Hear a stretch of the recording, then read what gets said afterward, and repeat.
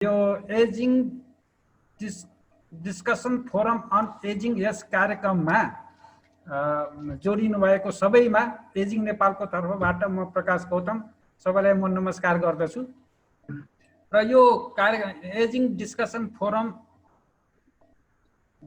Forum on ageing चाहिँ झन्डै 8 महिनापछि हामी अहिले सुरु गर्दैछौँ। यो कोभिडको कारणले हामी भौतिक रूपमा सञ्चालन गर्थ्यौँ भनेदेखि अब त्यो यो अहिलेको कोभिडको कारणले चाहिँ यो भर्चुअल गर्नुपट्टि लाग्यौँ र यसले पनि एउटा राम्रै सङ्केत दिएको छ। पहिला हामी काठमाडौँमा मात्र सीमित हुन्थ्यौँ भनेदेखि अब नेपालभरि यसको पहुँच पुग्ने भएको छ र अरू देशहरू पनि अन्तर्राष्ट्रिय रूपमा पनि यसको चाहिँ पहुँच पुग्ने भएको छ। यो राम्रै पनि भएको छ र यो एजिङ डिस्कसन फोरम अन एजिङ कार्यक्रममा चाहिँ नि हामीले प्रत्येक महिनाको अन्तिम शुक्रबार ठिक 1 बजे ज्येष्ठ नारीका विषयमा गरेका अनुसन्धानहरूलाई अनुसन्धानकर्ताद्वारा नै प्रस्तुति सहभागीहरूको बीच गर्दै आएका थियौँ र त्यो प्रस्तुतिहरूलाई पनि वार्षिक रूपमा त्यसको रिपोर्ट निकालेर जहाँ सम्प्रेषण गर्नुपर्ने हो, जहाँ पुर्याउनु पर्ने हो त्यो पुर्याउँदै पनि आइराखेका थियौँ र यो कोभिडको कारणले रोकिएको यो 8 महिना रोकिएपछि यो पहिलो कार्यक्रम हो र यसमा चाहिँ नि आज हाम्रो डाक्टर साहब रमेश कण्डेल सरले चाहिँ नि आफ्नो प्रस्तुति हेल्दी एजिङ भनेर प्रस्तुत गर्नुहुन्छ र यो प्रस्तुतिमा चाहिँ नि एउटा सामान्य नियम भनौँ कि अब अन्डरस्ट्यान्डिङ भनौँ, उहाँले आज उहाँको प्रस्तुतिमा मात्र केन्द्रित रहेर हामी छलफल गर्छौँ। पहिला त उहाँको प्रस्तुति रहन्छ, प्रस्तुति रहेपछि हामी यो फ्लोर ओपन गर्छौँ र त्यसमा त्यो प्रस्तुति उप चाहिँ छलफल गर्छौँ र अब ज्येष्ठ नारीको विषयमा छलफल गर्न पर्ने अथवा विषयहरू अनेकन छन्, तर ती सबै आजै चाहिँ छलफल गर्न खोज्यो भनेदेखि त्यो विषयमा अलिक बढी केन्द्रित नहोला भनेर त्यो डाक्टर साहबको प्रेजेन्टेसनमा मात्र आज हामी केन्द्रित रहनेछौँ र कसैलाई कुनै अब जिज्ञासा हुनसक्छ प्रस्तुतिकै विषयमा पनि ट्वाक्क जुन विषय मिलेको बेला भन्न मन लागिहाल्छ नि हैन, त्यस्तो बेला चाहिँ च्याट बक्समा चाहिँ राखिदिनु भयो भने सजिलो हुन्छ र त्यो च्याट बक्समा राखिसकेपछि डाक्टर साहबले यो जुन फ्लोर ओपन भएको बेलामा यहाँको जिज्ञासा चाहिँ मेट्ने काम गर्नुहुन्छ र हाम्रो पनि आफ्नो जिज्ञासाहरू त्यतिखेर राखेर छलफल गर्ने गर्छौँ र यो डिस्कसन फोरम अन एजिङमा ज्येष्ठ नारीको विषयमा भएका अनुसन्धान जुन प्रस्तुति हुन्छ त्यो क्रममा चाहिँ नि हाम्रो एजिङ नेपालले वर्षको 3 जना ज्येष्ठ नारीको विषयमा थेसिस गर्ने विद्यार्थी मास्टर लेभलका अथवा एमफिल लेभलका अथवा पिएचडी लेभलका विद्यार्थीहरूलाई चाहिँ नि यो थेसिस ग्रान्ट दिँदै आएका थियौँ र यसपालिदेखि चाहिँ हामीले यो कोटा चाहिँ बढाउने प्रयासमा छौँ। हामी जहाँसम्म लाग्छ 5 वटा अथवा 6 वटा 7 वटा पनि हुनसक्छ, तर त्यो बढाउने प्रक्रियामा छौँ र त्यसलाई चाहिँ नि त्यसको चाहिँ नि अब आवेदन खुला गर्नको लागि चाहिँ नि फेब्रुअरी महिनामा गर्ने हामीले सोच लिएका छौँ, किनभने यो फेब्रुअरीमा चाहिँ नि यो थेसिस गर्ने बेला हुँदो रहेछ, त्यो सेड्युल मिल्दो रहेछ यो युनिभर्सिटीहरूको। यो हजुरहरूलाई मैले जानकारी गराएँ। अब यो विषयमा कार्यक्रम सुरु गर्नुभन्दा अगाडि अलिकति यो कार्यक्रमको ब्याकग्राउन्डको विषयमा एजिङ नेपालका अध्यक्षज्यू कृष्ण मुरारी गौतमज्यूले केही यसो धारणा राखिदिँदाखेरि राम्रो हुन्थ्यो। म उहाँलाई रिक्वेस्ट गर्छु। सबैमा मेरो नमस्कार। होइन, ब्याकग्राउन्ड हाम्रो जम्मै साथीहरू सबैलाई थाहा भएकै छ, सबै जानकारीहरू सेयर हुँदै नै आएको छ। अब हाम्रो समस्या कस्तो थियो भने ज्येष्ठ नारीको बारेमा नेपालमा पहिलो कुरो त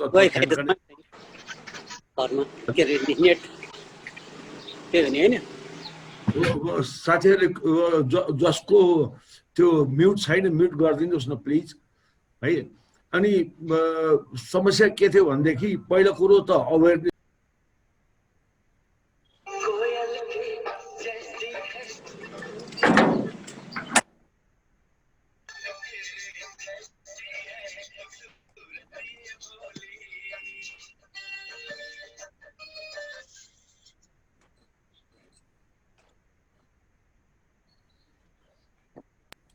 यो नेपालमा जेसनारीको बारेमा रिसर्च नहुनु, तथ्याङ्क उपलब्ध नहुनु।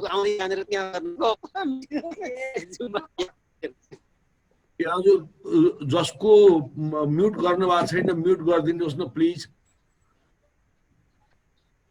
है। धन्यवाद प्रकाशजी, उहाँले जुन ब्याकग्राउन्ड भन्नुभयो वास्तवमा सबै ब्याकग्राउन्ड बारे सबै हामी परिचित नै छौँ। मेन समस्या के थियो भनेदेखि नेपालमा जेसनारीको बारेमा रिसर्च गर्नुपर्छ भन्ने कुराकै अवेरनेस नभएको ठाउँमा र नेपालमा बाख्रा र खरायोको जति तथ्याङ्क उपलब्ध छ त्यति हाम्रा हजुरआमाको हामीले तथ्याङ्क सङ्कलन गर्न सकेका छैनौँ यो देशले। त्यसैले प्रयास चाहिँ गरेका छ। अब यो पालि पनि अब अर्को वर्ष त हाम्रो फेरि सेन्ससको वर्ष आइसक्यो, त्यहाँ जेसनारीको बारेमा पहिला लिने सबभन्दा अरू बढी प्यारामिटरहरू राखेर लिनुहोस् भनेर हामीले अनुरोध गरेका छौँ। तर उहाँहरूको आफ्नै गुनासोहरू छ, हेर्दै जाउँ कसरी कार्यान्वयन हुन्छ। त्यसैले यो जेसनारीको विषयमा एउटा राष्ट्रव्यापी जनशक्ति उत्पादन गर्ने र एउटा कमन अन्डरस्ट्यान्डिङ पोइन्ट भन्छ नि, सबैको बुझाइ एउटै स्तरमा लिएर आउने। त आखिर यो देशको नीति नियम बनाउने, यो देशलाई चलाउने, भोलि पर्सिसम्म चलाउने त यो जिम्मा हाम्रै हो, हामीले नै गर्नुपर्छ।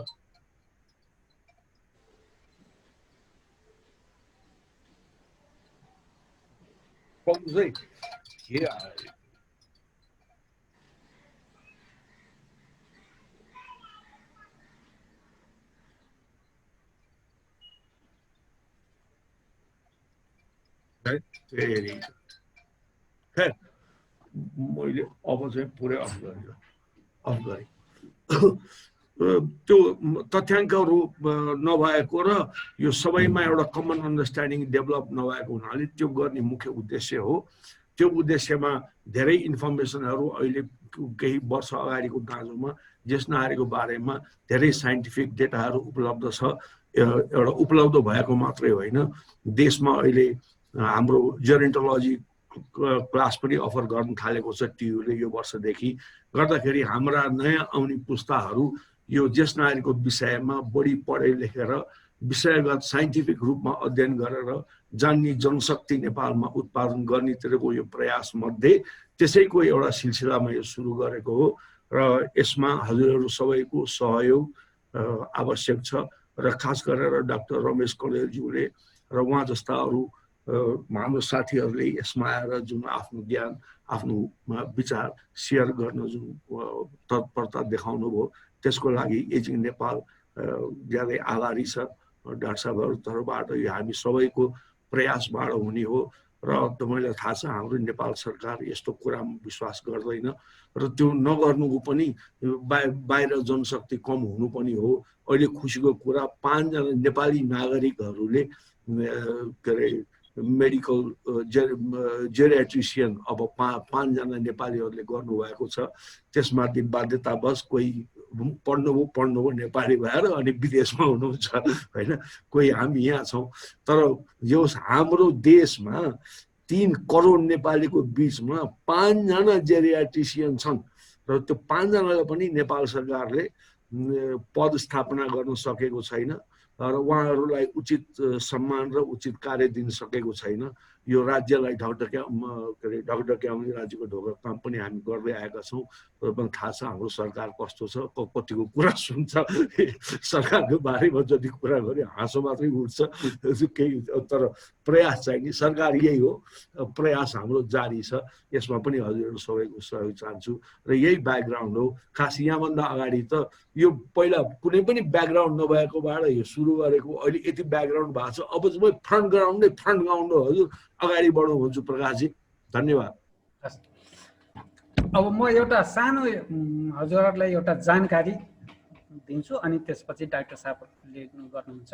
र एजिङ नेपालले अब फेब्रुअरी महिनामा थेसिस ग्रान्टको लागि एप्लिकेसन माग गर्छ र त्यसमा चाहिँ नि ज्येष्ठ नारीको विषयमा जुन गर्ने थेसिसमा जुनसुकै फ्याकल्टीहरूले पनि गर्न पाउँछ है। जस्तो इन्जिनियर फ्याकल्टीका स्टुडेन्टहरूले ज्येष्ठ इन्जिनियरिङमा ज्येष्ठ नागरिकले जोडेर गर्नु पर्यो। जस्तो फरेस्ट्रीको स्टुडेन्टले पनि फरेस्ट्री र ज्येष्ठ नागरिकको जस्तो वन जङ्गलसँग सम्बन्धित वन जङ्गलको उपभोगसँग सम्बन्धित ज्येष्ठ नागरिकसँग जोडेर गर्न सकिने भयो। अनि जुनसुकै साहित्यमा पनि साहित्य पढ्ने विद्यार्थीहरूले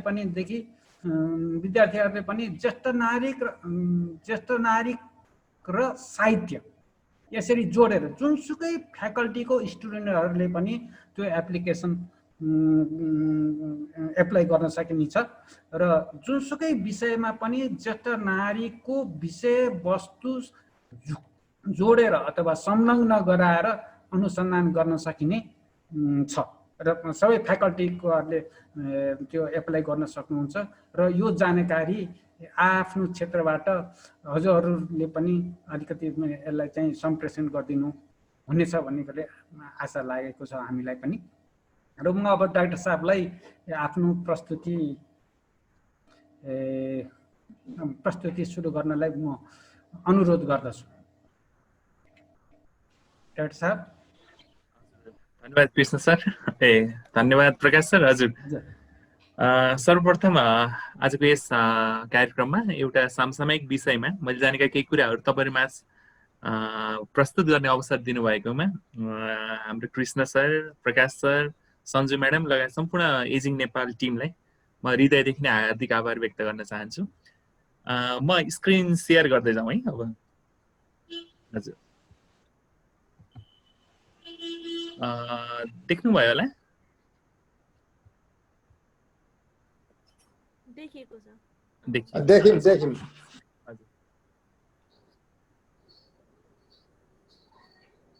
आज मेरो यो विषय रहेको छ, कार्यपत्रको विषय रहेको छ हेल्दी एजिङ अर्थात् स्वस्थ बुढ्यौली जीवन। म नेपालमा अल इन्डिया इन्स्टिच्युटबाट एमडी जेरियाट्रिक मेडिसिन गरेर आएपछि विगत 5 वर्षदेखि नेपालको विभिन्न संस्थानहरूसँग पनि म कार्यरत छु र हालसालै म विश्व स्वास्थ्य सङ्गठनको सिएरओ अफिसमा परामर्शदाताको रूपमा पनि कार्यरत थिएँ। र त्यही क्रममा सुरुमा हामी जेरियाट्रिसियन भनेको विशेष गरी बिरामीहरू मान्छेहरू चाहिँ के लाग्थ्यो भन्दा एउटा बिरामीको उपचार गर्यो भने, एउटा व्यक्तिको उपचार गर्यो भने त्यो नै पर्याप्त हुन्छ जस्तो लाग्थ्यो। तर WHO को एक्सपोजरसँगै पब्लिक हेल्थ एक्सपोजर भएपछि चाहिँ मलाई के लाग्यो भन्दा हामीले एउटा मात्रै ज्येष्ठ नागरिकको उपचार गर्ने भन्ने होइन, एउटा मात्रै ज्येष्ठ नागरिकलाई निको बनाएर घर पठाउने भन्ने होइन कि समस्त ज्येष्ठ नागरिकहरूको नै स्वास्थ्य सम्वर्धन प्रवर्धनको लागि के गर्न सकिन्छ ताकि उहाँहरूमा जटिलभन्दा जटिल किसिमका रोगहरू नलागुन् भन्ने हिसाबले हेर्नुपर्छ। ओभरअल पब्लिक हेल्थ को भ्यूबाट हेर्नुपर्छ र ज्येष्ठ नागरिकहरूलाई हामी सुरुवात अवस्थादेखि नै उहाँहरूको स्वास्थ्य प्रवर्धनका निम्ति विभिन्न कार्यहरू गर्न सक्यो भने जटिल किसिमका रोगहरूबाट उहाँलाई बचाउन सकिन्छ र उहाँहरूको जुन आयुलाई अझ दीर्घायु बनाउन सकिन्छ भन्ने चाहिँ हाम्रो अहिलेको सोच रहेको छ र त्यही क्रममा यो विषय पनि आज मिल्न गएको छ। र हामी सबैलाई थाहा छ अब जब हामी ज्येष्ठ नागरिक रोग विशेषज्ञहरू यसबारेमा कुरा गर्छौँ अलिअलि आध्यात्मवादी भयो जस्तो पनि हामीलाई अनुभव हुन्छ। हामी जीवन र मृत्युको कुरा गर्छौँ र जिन्दगीमा जे पनि भए पनि जस्तोसुकै हो, जस्तोसुकै परिस्थिति आओस्, तर दुईटा कुरा चाहिँ अवश्यम्भावी नै छ जसलाई हामी ध्रुव सत्य भन्छ। त्यो ध्रुव सत्य भनेको चाहिँ बुढ्यौली र मृत्यु। हामीले जतिसुकै कमाउँ, सम्पत्ति आर्जन गरौँ, अरबपति भयौँ, खरबपति भयौँ, तर हामीले बुढ्यौलीलाई छेक्न सक्दैनौँ र मृत्युलाई पनि धकल्न सक्दैन। आज बुढ्यौली र मृत्युलाई हामीले पैसाले त्यसलाई साट्न मिल्ने भए अहिले हाम्रो इतिहासमा भएका अरबपति खरबपतिहरू 400-500 वर्ष बाँचिरहेका हुन्थे होला, तर त्यो पनि सम्भव हुँदैन। आज हाम्रो देशमा उल्लेखनीय स्थानमा भएका मानिसहरू अथवा एकदम कमन मानिसहरू पनि पछि गएर बुढ्यौली र मृत्युलाई आत्मसात गर्न पर्ने नै छ। र त्यही क्रममा हामीले हाम्रो बुढ्यौलीलाई कस्तो बनाउने र हाम्रो मृत्यु अघिको समयलाई हामीलाई थाहा छँदैछ। हाम्रो म्याक्सिमम आयु भनेको 120 वर्षसम्म हुन सक्छ, त्योभन्दा बढी आयु हुन सक्ने अवस्था रहँदैन बायोलोजिकल हिसाबले। भनेपछि त्यो मृत्यु अगाडिका समयहरूलाई ती दशकहरूलाई कसरी सुखद बनाउने, कसरी सरल बनाउने, कसरी सरस बनाउने भन्ने कुरा चाहिँ आज हाम्रै हातमा हुन्छ र त्यस सम्बन्धमा नै आज हामी केही कुराहरू गर्न गइरहेका छौँ। यो हामी सबैले देखे जानेको कुरा, हामीले भोगेको कुरा, हाम्रो परिवारमा देखेको कुरा, एउटा सानो बच्चा जन्मेपछि बिस्तारै त्यो युवा अवस्थामा प्रवेश गर्छ, वयस्क हुँदै जान्छ र पछि त्यो अवश्य पनि वृद्ध अवस्थामा चाहिँ प्रवेश गर्छ नै र अन्तिममा उसले मृत्युवरण गर्नुपर्ने अवस्था हुन्छ। भनेपछि संसारका सम्पूर्ण जीवहरू, सम्पूर्ण अब मानिसहरू सम्पूर्ण चाहिँ यो साइकलबाट गुज्रनै नै पर्छ। यो नै ध्रुव सत्य हो र विश्वव्यापी रूपमा हेर्न सक्नु भने तपाईँले त्यो यो फोटोमा हेर्न सक्नुहुन्छ। यो समयसँगै ज्येष्ठ नागरिकहरूको जनसङ्ख्या कसरी बढ्दै जान्छ भन्ने यसमा देखाउन खोजिएको छ। तपाईँले 2015 को तुलनामा हेर्नु हो, जस्तो यो जुन सेतो छ, विभिन्न देशहरूलाई सेतोले रङ्गाइएको छ, त्यो चाहिँ 10% भन्दा कम ज्येष्ठ नागरिकहरू भएका देशहरू देखाइएको छ भने अलि निलो चाहिँ 10 देखि 30% ज्येष्ठ नागरिकहरूको जनसङ्ख्या रहेका देशहरू देखाइएको छ। त्यसरी 30% भन्दा माथिको जुन गाढा निलो छ त्यो 30% भन्दा माथि ज्येष्ठ नागरिकहरू भन्नाले हामीले 60 वर्षभन्दा माथिका मानिसहरूलाई बुझ्छौँ, नागरिकहरूलाई बुझ्छौँ। भनेपछि जब यो जनसङ्ख्या बढ्ने क्रममा छ, अहिले घट्दो जन्मदर र बढ्दो आयु र त्यो हिसाबले पनि ज्येष्ठ नागरिकहरूको जनसङ्ख्या चाहिँ बढ्दै गइरहेको छ। अहिले पहिला आजभन्दा 20 वर्ष अगाडि ज्येष्ठ नागरिकहरूको औसत आयु नेपालमा लगभग 45 देखि 50 वर्ष हुन्थ्यो भने आज 2020 सम्म आइपुग्दा नेपालमा ज्येष्ठ नागरिकहरूको औसत आयुको कुरा गर्ने भने महिलाहरूको औसत आयु भनेको 71 वर्ष र पुरुषहरूको औसत आयु भनेको 70 वर्ष देखिएको छ। भनेपछि त्यो हिसाबले विश्वव्यापी रूपमै ज्येष्ठ नागरिकहरूको जनसङ्ख्या बढ्ने क्रममा छ, नेपालमा त्यो बढ्ने क्रममा छ र जति पछिको समयमा आजको 20-30 वर्षमा चाहिँ यो भयावह अवस्था आउनेछ। कुनै कुनै देशहरूमा त 30% भन्दा बढी ज्येष्ठ नागरिकहरू पनि रहने अवस्था छन्, जस्तै इन्डिया, चाइना जस्ता देशहरूमा। त्यही भएर यो कुरालाई हामीले एकदम ध्यान दिन आवश्यक छ। र अर्को कुरा चाहिँ यो जुन स्पिड छ, कुन रफ्तारमा जनसङ्ख्या बढिरहेको छ त ज्येष्ठ नागरिकको भन्ने सन्दर्भमा यो ग्राफ निकै नै महत्त्वपूर्ण हुन्छ। तपाईँले सुरुमा हेर्न सक्नुहुन्छ कि फ्रान्स जस्तो देशहरू जहाँ 1850 मा त्यहाँको ज्येष्ठ नागरिकको जनसङ्ख्या 10% थियो भने त्यो 20% हुनलाई लगभग उनीहरूलाई 100 वर्ष लाग्यो। त्यसैगरी स्विडेन जस्ता देशहरू 80-90 वर्षको अवधिमा त्यहाँको ज्येष्ठ नागरिकको जनसङ्ख्या 10 बाट 20% पुग्यो। त्यसरी युके जस्ता देशहरूमा पनि त्योभन्दा अलिक कम समयमा लगभग 60-70 वर्षमा त्यो जनसङ्ख्या चाहिँ 10 बाट 20% पुग्यो। तर हामीले ध्यान दिनुपर्ने कुरा के हो भन्दा चाइना, इन्डिया जस्ता हालसालै विकासको चरणमा प्रवेश गरेका राष्ट्रहरू विषय हामी इन्डियाको कुरा गरौँ भने त्यहाँ के देखिएछ भन्दै त्यो जुन ज्येष्ठ नागरिकको जनसङ्ख्या 10% 20% पुग्नलाई जम्मा 30-40 वर्षको समय अवधि छ। यसबाट हामीले के बुझ्नुपर्छ भन्दा विकसित देशहरूले त त्यो जुन जनसङ्ख्याको वृद्धि दर छ त्यसको सही व्यवस्थापन गर्नका लागि 100 वर्ष जति समयावधि पाए। तर हाम्रो जस्तो विकासोन्मुख राष्ट्र, अर्धविकसित राष्ट्रहरूले चाहिँ 20-30 वर्षकै अवस्थामा, 20-30 वर्षकै दौरानमा त्यो तयारी गर्नुपर्ने छ भनेपछि त्यसमा कति धेरै चुनौतीहरू छन्, त्यो हामी सबैले आत्मसात गर्न सक्छौँ नि। र यो टेबलमा पनि हामीले हेर्न सक्छौँ कि ज्येष्ठ नागरिकको जनसङ्ख्या बढ्ने क्रममा छ। हरेक जुन जनगणनाको हिसाबले हेर्दा चाहिँ हरेक जनगणनासँगै ज्येष्ठ नागरिकहरूको जनसङ्ख्या चाहिँ बढ्दै गइरहेको छ। त्यो नम्बरमा पनि हेर्न सक्छौँ र जुन अनुपातमा पनि हेर्न सकिन्छ। त्यो तपाईँले राष्ट्रिय जनसङ्ख्या वृद्धि दर र ज्येष्ठ नागरिकको जनसङ्ख्या वृद्धि दर हेर्न थाल्नु भने केही झकझकाउने खालका तथ्याङ्कहरू हाम्रो सामु आइपुग्छन्। जस्तो 2001 को कुरा गर्दा राष्ट्रिय जनसङ्ख्या वृद्धि दर 2.25% थियो भने ज्येष्ठ नागरिकहरूको जनसङ्ख्या वृद्धि दर 3.4% छ। र 2011 को कुरा गर्ने भने अब हाम्रो अर्को जनगणना अब 1 वर्षपछि हुन गइरहेको छ र 2011 आजभन्दा 10 वर्ष लगभग 10 वर्ष अगाडिको राष्ट्रिय जनसङ्ख्या वृद्धि दर हेर्नु भने राष्ट्रिय जनसङ्ख्या वृद्धि दर जम्मा 1.35% छ भने ज्येष्ठ नागरिकहरूको जनसङ्ख्या वृद्धि दर 3.5% छ। भनेपछि जुन रफ्तारमा नेपालको एभरेज पपुलेसन बढ्छ त्योभन्दा 2-3 गुणाको दरले चाहिँ ज्येष्ठ नागरिकहरूको जनसङ्ख्या बढ्ने क्रममा छ। र 2011 को तथ्याङ्क हेर्दा पनि यो जुन राष्ट्रिय जनसङ्ख्या, टोटल जनसङ्ख्या बढ्नलाई लगभग 50 वर्ष लाग्छ भने ज्येष्ठ नागरिकहरूको जनसङ्ख्या डबल हुनलाई जम्मा 20 देखि 30 वर्ष लाग्ने रहेछ। भनेपछि यो तथ्याङ्कले हामीलाई निकै नै संवेदनशील बनाउँछ कि अबका आउने दिनहरूमा चाहिँ यो समाज ज्येष्ठ नागरिकहरूले भरिनेवाला छ। तर हाम्रो तयारी, कृष्ण सरले भने जस्तो हाम्रो तयारी चाहिँ निकै नै चिठ लाग्दो अवस्थामा छ, दया लाग्दो अवस्थामा छ। हामीले जुन हिसाबको तयारी गर्नुपर्ने हो, चाहे त्यो स्वास्थ्य संरचनाको हिसाब, स्वास्थ्य प्रणालीलाई विकास गर्ने हिसाबको तयारी हुनु पर्यो, अथवा हाम्रो पूर्वाधारहरूको विकासको तयारी हुनु पर्यो, अथवा हाम्रो सामाजिक सुरक्षाको विकास र प्रवर्धनको तयारी हुनु पर्यो। त्यो निकै नै दया लाग्दो अवस्थामा छ र त्यसले निकै नै ठुला चुनौतीहरू चाहिँ हाम्रो सामु ल्याएको छ। र यो ग्राफमा पनि हेर्न सक्नुहुन्छ कि जुन निलो छ त्यो 14 वर्षभन्दा मुनिका जनसङ्ख्याहरूको ग्राफ हो भने तपाईँले देख्नुहुन्छ कि हरियो चाहिँ 60 वर्षभन्दा माथिको जनसङ्ख्या हो।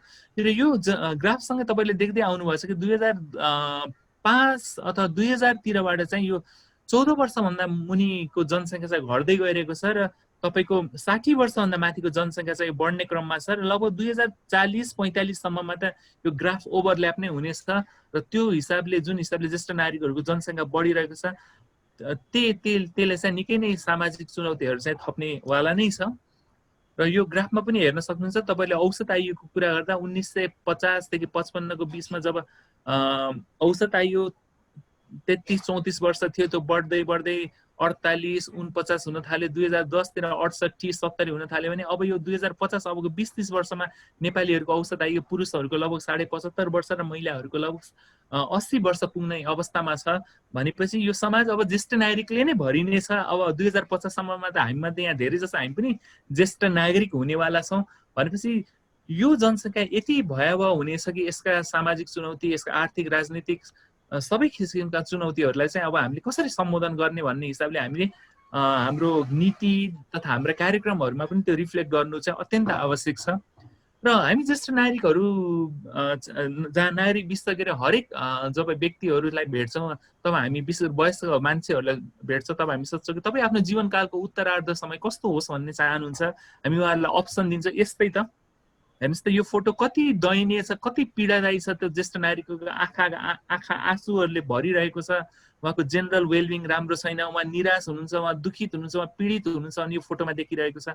हामी 80-90 वर्ष हुँदा जब हामी घरको अहिले हामी घरमुली भएको अवस्थामा, त्यो अवस्था हाम्रा छोरा बुहारीहरू घरका मुली हुनेछन्। त्यो बेलामा हामी एउटा कुनामा रोएर अपहेलित भएर पीडित भएर बसेर यसरी नै रोएर हामी आफ्नो उत्तरार्ध बिताउन चाहन्छौँ कि स्वस्थ भएर कि यस्तै अस्पतालमा बिरामी भएर पीडित भएर होइन 4-5वटा सुईले आफूलाई घोचेर हिँड्न पनि नसक्ने, बोल्न पनि नसक्ने अवस्थामा हामी चाहन्छौँ कि केही फरक चाहन्छौँ।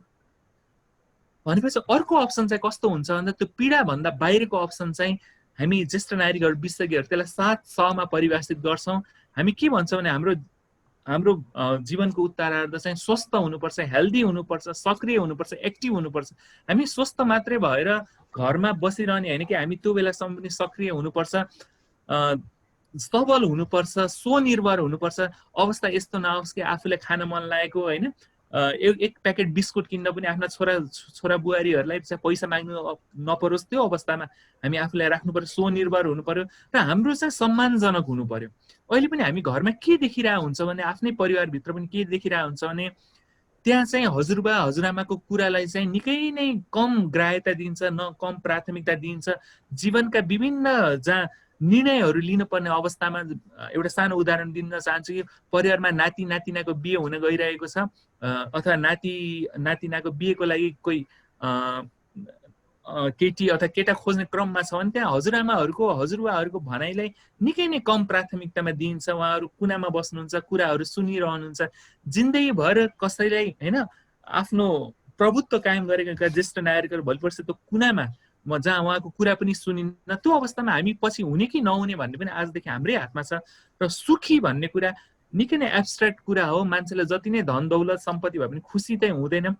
त्यो खुसी र त्यो सुखको लागि चाहिँ हामीले के गर्न सकिन्छ त, हाम्रो बुढेउली जीवनलाई कसरी अगाडि बढाउन सकिन्छ भन्ने कुरा हामीले सोच्न नै पर्ने हुन्छ।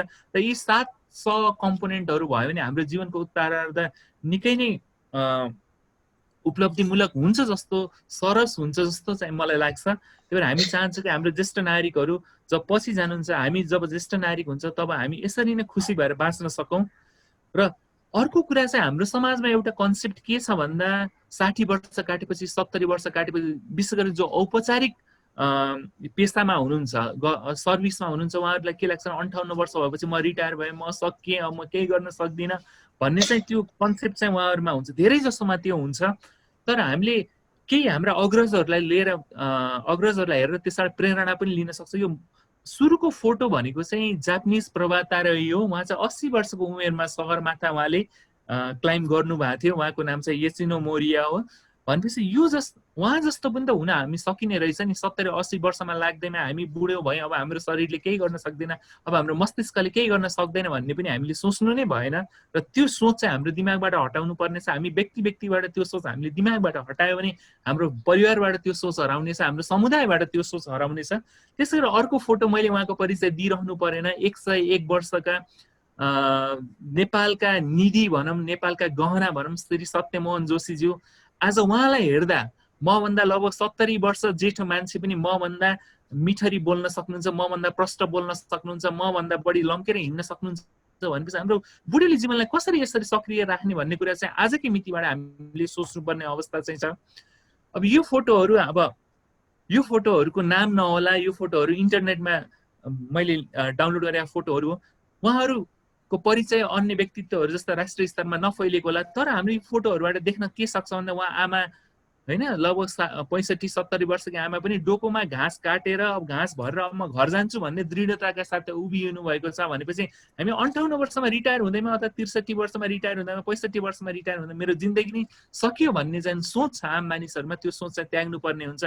अर्को फोटो यो बुवाको फोटो लगभग 70 वर्षको जस्तो देखिनुहुन्छ। उहाँ हेर्दा चाहिँ त्यत्रो सामान उठाएर उहाँ हिँडिरहनु भएको छ, त्यत्रो सामान बोक्ने उहाँले आँट गर्नुभएको छ। आज हामीलाई 5 किलोको एउटा सानो ल्यापटप भएको झोला बोक्न त हामी सकस पर्छ, तर त्यो बुवाहरूलाई देख्दा चाहिँ हामी के देखिरहेको हुन्छ भन्दा, हुन त एक हिसाबले हेर्दा चाहिँ उहाँहरू सामाजिक आर्थिक रूपमा अलि उहाँहरूले जुन सेवा सत्कार पाउनुपर्ने सुविधा पाउनुपर्ने त्यो नपाए जस्तो लाग्छ।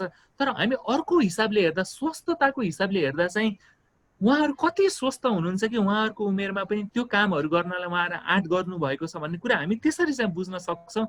र हामी हरेक ज्येष्ठ नागरिकहरूलाई के भन्छन्, तपाईँले आफ्नो उमेरले आफ्नो क्षमताले भ्याएसम्म कति काम गर्न सक्नुहुन्छ त्यो गर्नुहोस्, र त्यो नै तपाईँको स्वस्थताको राज हो भन्छौँ हामी ज्येष्ठ नागरिकहरूलाई। म एउटा सानो उदाहरण दिन चाहन्छु। मेरो क्लिनिकमा केही दिन अगाडि एउटा दोलखाको बुवा आउनुभएको थियो, गाउँको बुवा। उहाँ 85 वर्षको उमेरको हुनु नै रहेछ, तर उहाँलाई हेर्दा जम्मा 60-65 जस्तो लाग्थ्यो। मैले उहाँ सोचेँ कि एकजना 65 वर्षको ज्येष्ठ नारी क्लिनिकमा आउनुभयो, तर उहाँ मैले कार्ड हेर्दा चाहिँ उहाँको 85 वर्षको उमेर थियो। र मैले बुवालाई सोधेँ, बुवा तपाईँ 85 वर्षको उमेरमा पनि यो 65 जस्तो देखिनुको पछाडि राज के हो भनेर मैले उहाँलाई सोद्धा उहाँले के उत्तर दिनुभयो भन्दा, यसको पछाडि कुनै ठुलो राज छैन, एउटा मात्रै राज के भन्दा म बसेको गाउँमा मोटर बाटो पुगेको जम्मा 1 वर्ष भयो भन्नुभयो।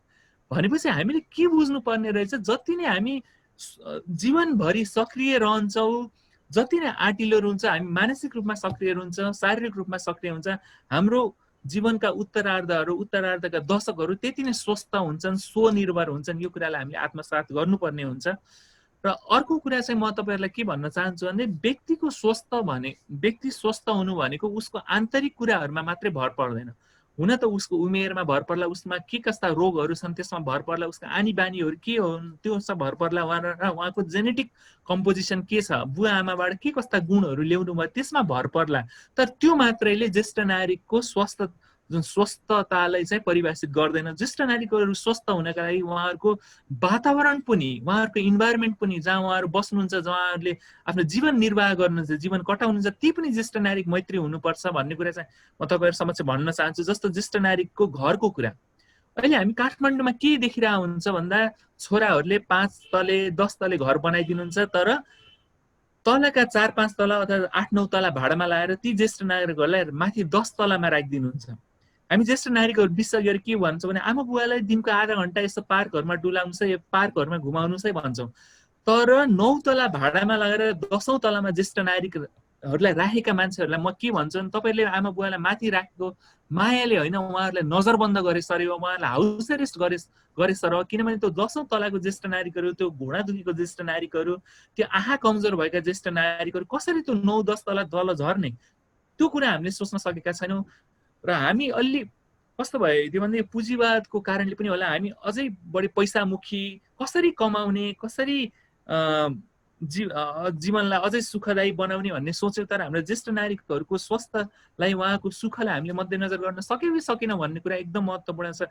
त्यही भएर हामी मानिसहरूलाई पनि भन्छ कि आमा बाबुलाई 10औं तलामा अथवा 5औं तलामा घरको टुप्पोमा राख्नु भनेको उहाँहरूलाई सेवा गरेको होइन, माया गरेको होइन कि उहाँहरूलाई नजरबन्द गरेको हो। र त्यो नजरबन्दीले चाहिँ उहाँहरूको जीवनलाई अझै कष्टकर बनाउँछ, अझै सकसपूर्ण बनाउँछ। त्यही भएर यो कुरालाई सोच्नुपर्छ भन्ने कुरा भयो।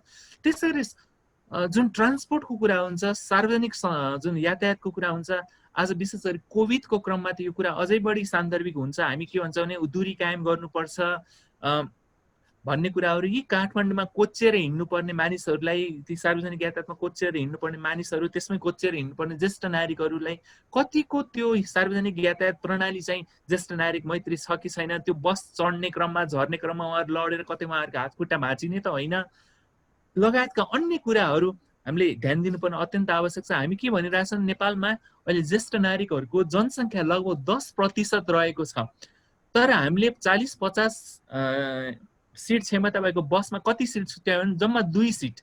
यदि हामीले साँच्चै नै ज्येष्ठ नागरिकहरूलाई सम्बोधन गर्न खोज्ने भने त 50 सिटको हामीले 10% चाहिँ ज्येष्ठ नागरिकहरूलाई छुट्याउनु पर्थ्यो, भनेको 5वटा सिट छुट्याउनु पर्थ्यो भन्ने कुरा चाहिँ हामीले अझै पनि हाम्रो नीति निर्माणको तहमा बसेका मानिसहरूले त मनन गर्न सकेका छैनन्। त्यही भएर हाम्रो सार्वजनिक सञ्चार प्रणालीहरू भयो, सबै कुराहरू चाहिँ ज्येष्ठ नागरिक गैर मैत्री भएको कारणले पनि ज्येष्ठ नागरिकमा रोग व्याधिहरू थपिँदै गएका छन्।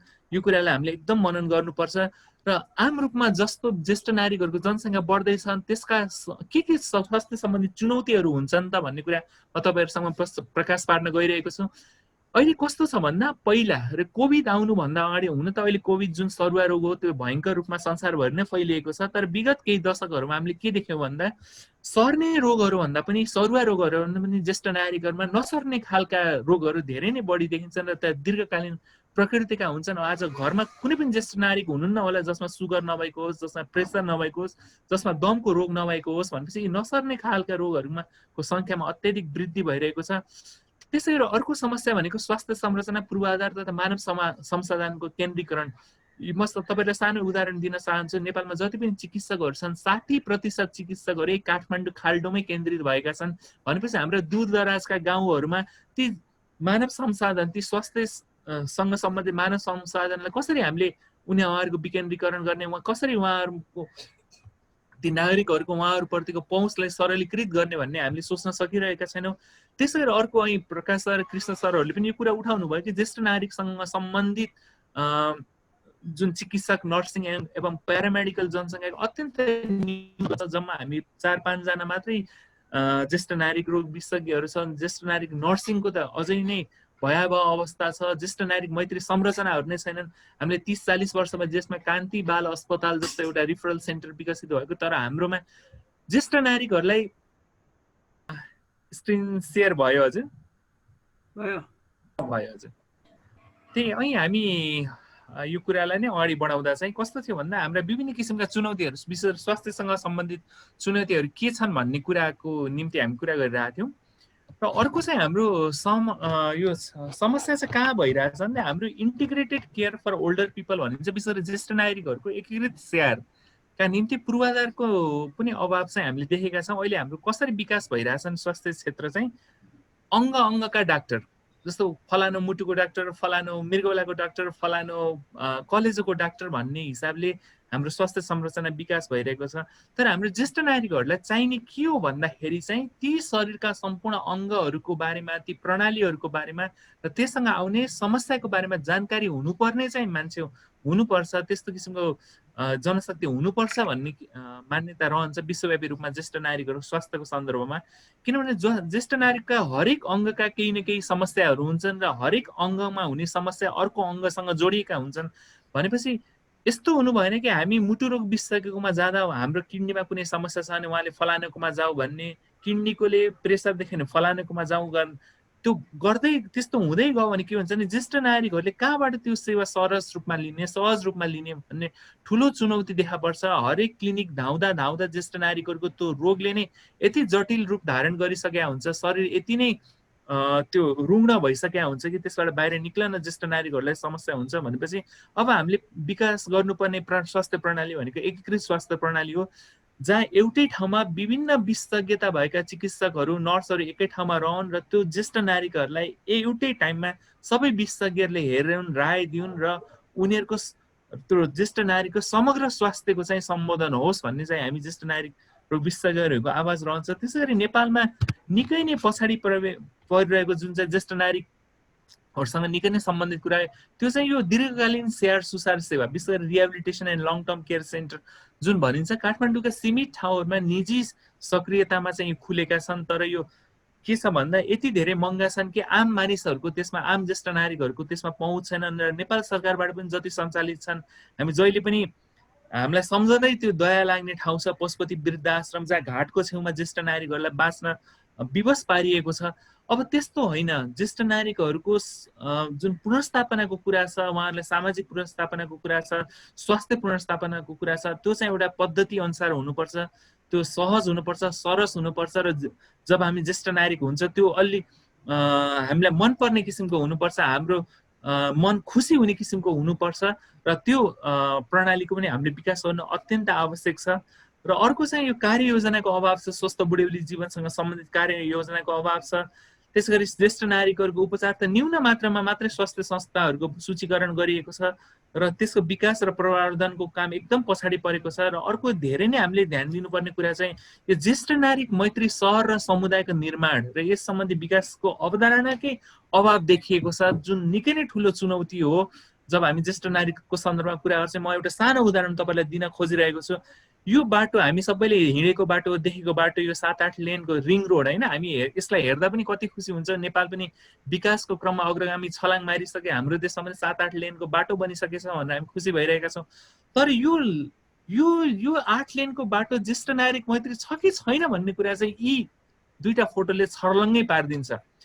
हामीले विकास केलाई मान्यो भन्दा भौतिक विकासलाई मात्रै, त्यो पूर्वाधार थप्नुलाई मात्र हामीले विकास मान्यो। यो लेफ्ट ह्यान्ड साइडको फोटोमा त्यहाँ हवाईजहाज पनि देख्नु भएको छ, त्यहाँ गाडीहरू पनि देख्नु भएको छ, कारहरू पनि देख्नु भएको छ होइन, हेर्दा पनि चिल्लो सडक देखिएको छ, ठुल्ठुला बिल्डिङहरू देखिएको छ, र हामीले यसलाई विकास मानिरहेका छौँ।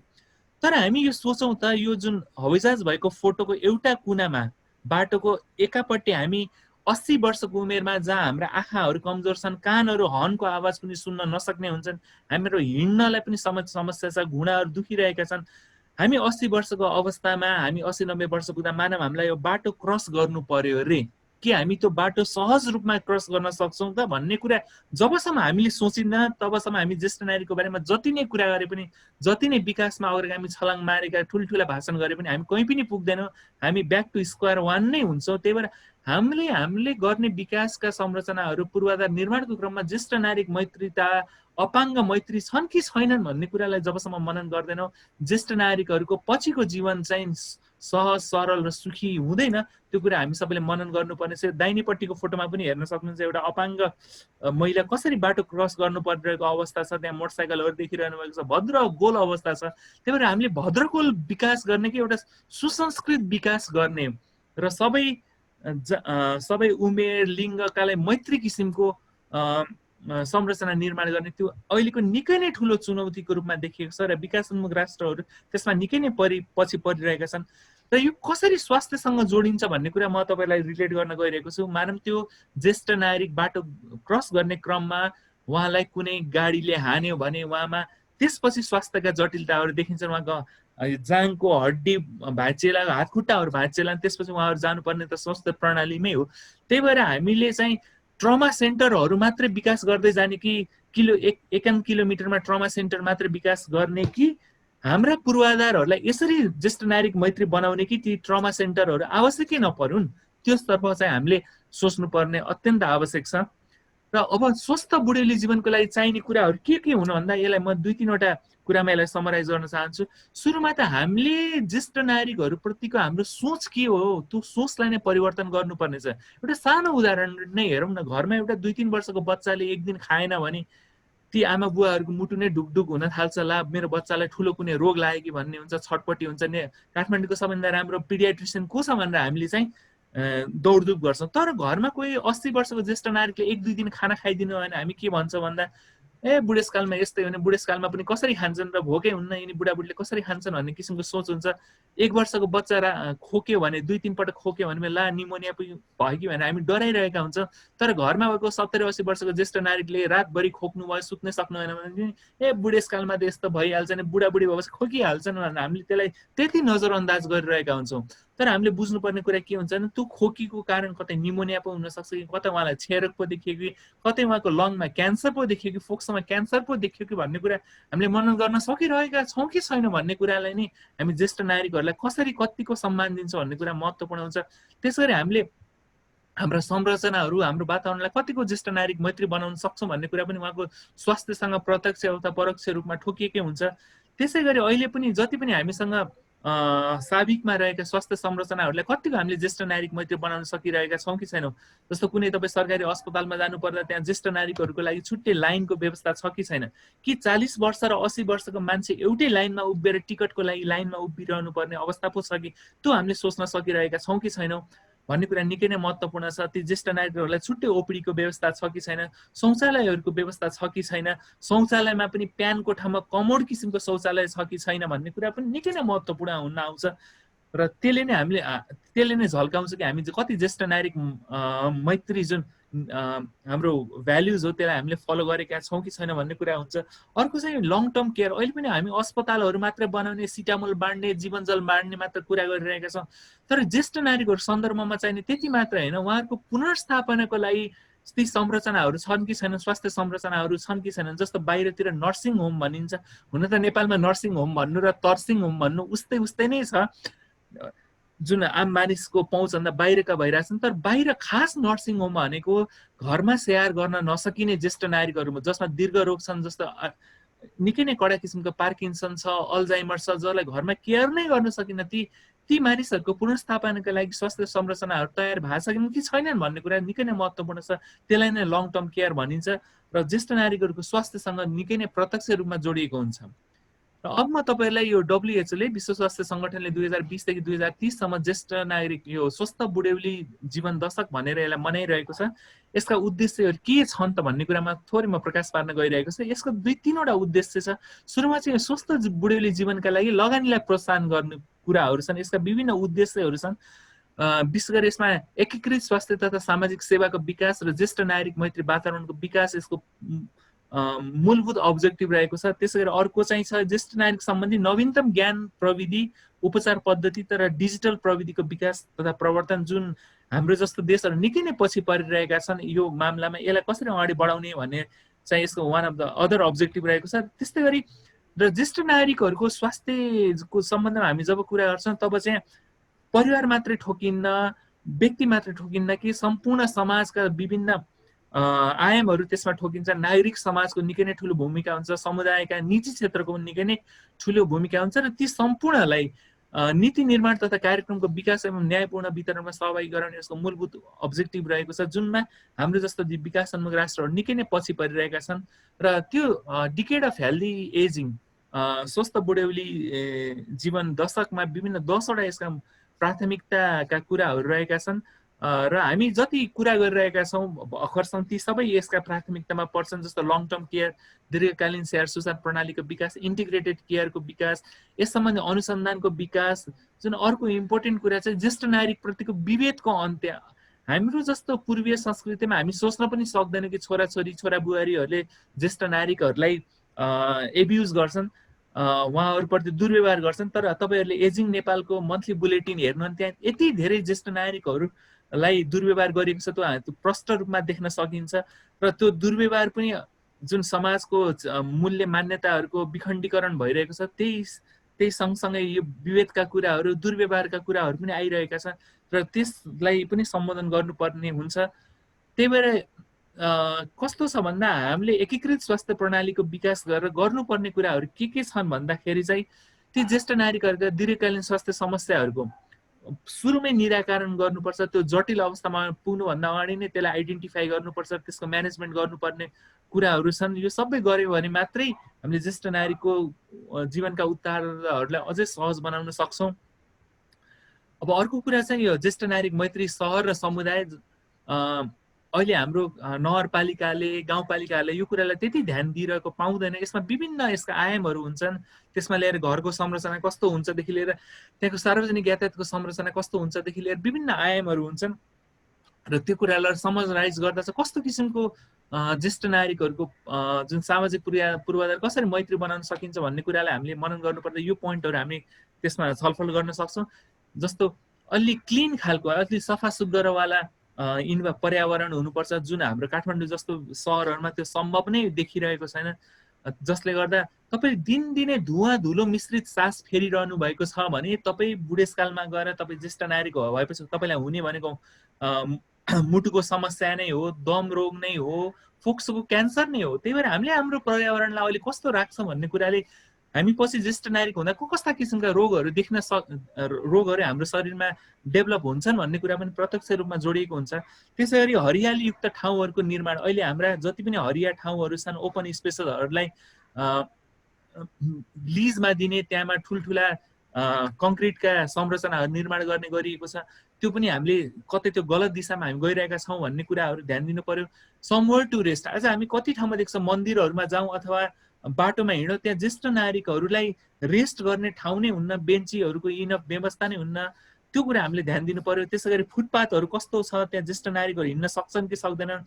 ज्येष्ठ नागरिकहरू फुटपाथबाट रोडमा झर्ने बेलामा निकै नै उचाइ त छैन जहाँ ज्येष्ठ नागरिकको त्यहाँबाट झर्दा लड्ने पनि सम्भावना रहन्छ। यो कुराहरू हामीले ध्यान दिनु पर्यो।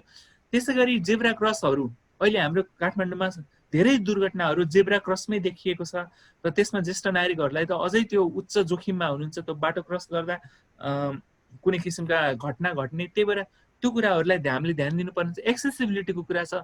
हाम्रा पूर्वाधारहरू कतिको ज्येष्ठ नागरिक मैत्री छन्, जस्तो सार्वजनिक संस्थानहरू होला, मालपोत कार्यालय होला अथवा यातायात होला, त्यहाँ चाहिँ ज्येष्ठ नागरिकहरू हिँड्न सक्छन् कि सक्दैनन्, एक तलाबाट अर्को तलामा जानुपर्दा उहाँ लिफ्टको व्यवस्था छ कि छैन भनेपछि ओभरअल एक्सेसिबिलिटीको कुरा छ।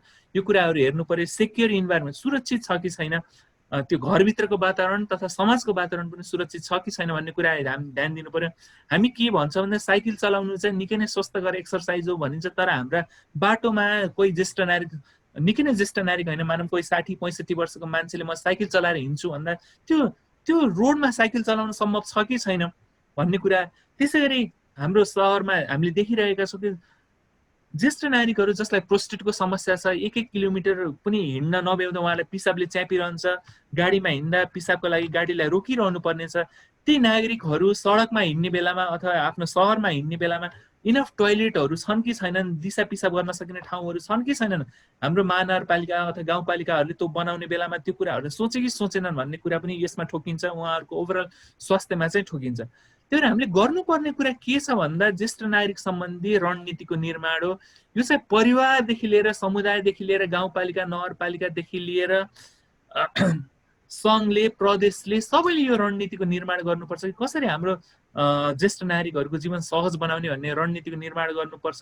यसका विभिन्न निर्देशक सिद्धान्तहरू हुन सक्छन् र कार्यनीतिहरू पनि हुन सक्छन्। त्यही भएर अहिले हामी सबै कुरा जुन कुराहरू गर्यो त्यसले र हामीले त्यसलाई समाहित गर्दै हामीले रणनीतिको विकास गर्यो भने हाम्रा ज्येष्ठ नागरिकको जुन जीवनका उत्तरार्धहरूलाई अझै सहज बनाउन सकिन्छ। त्यहाँ पूर्वाधार मैत्री हुनु पर्यो, ज्येष्ठ नागरिक मैत्री हुनु पर्यो भन्नु पर्यो, एकीकृत स्वास्थ्य प्रणालीको कुरा भयो, दीर्घकालीन स्याहारको दिगो तथा न्यायपूर्ण प्रणालीको विकास भयो।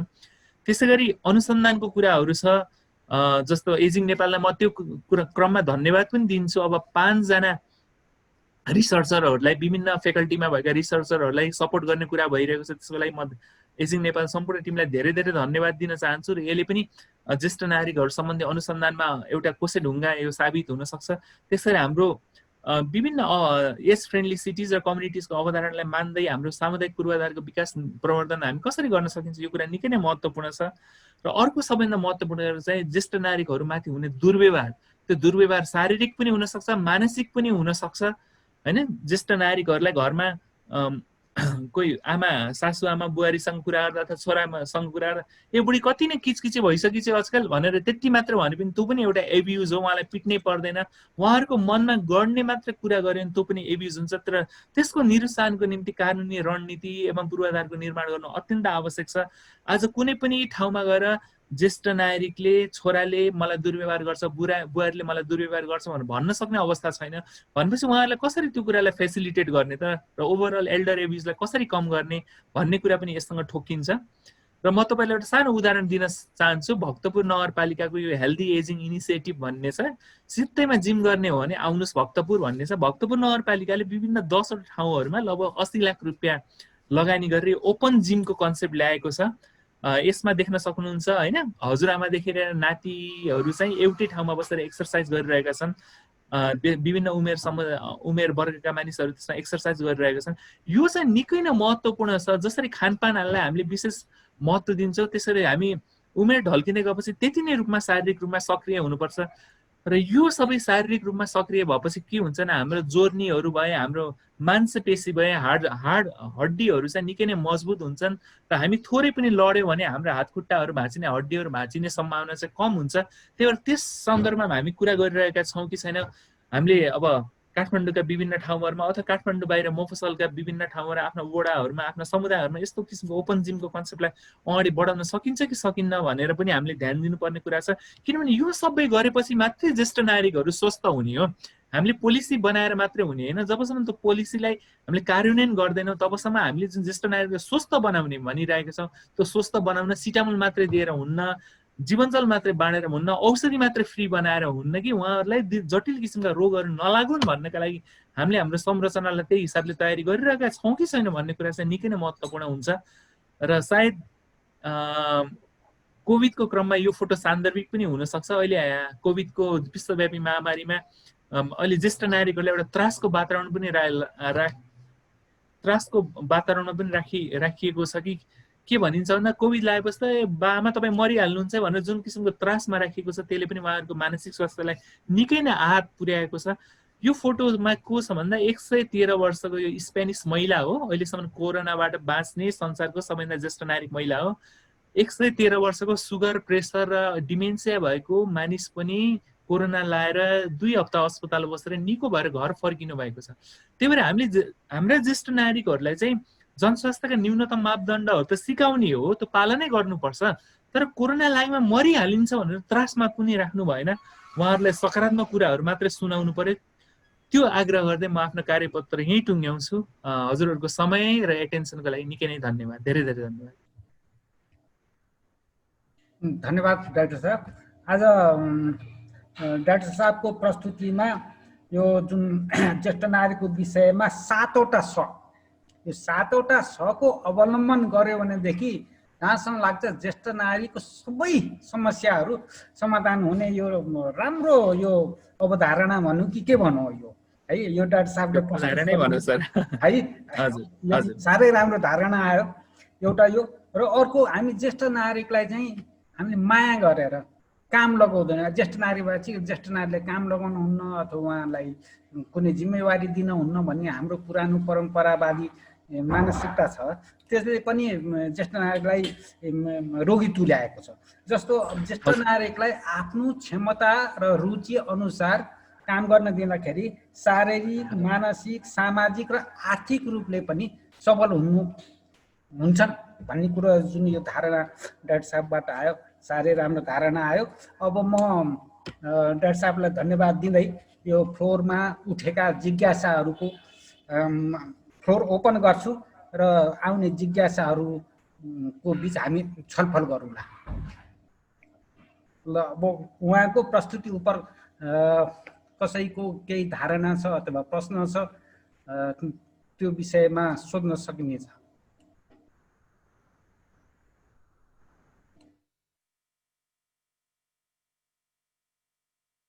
अनम्युट गर्नु पर्ला। हजुर, बाबुराजा सरले।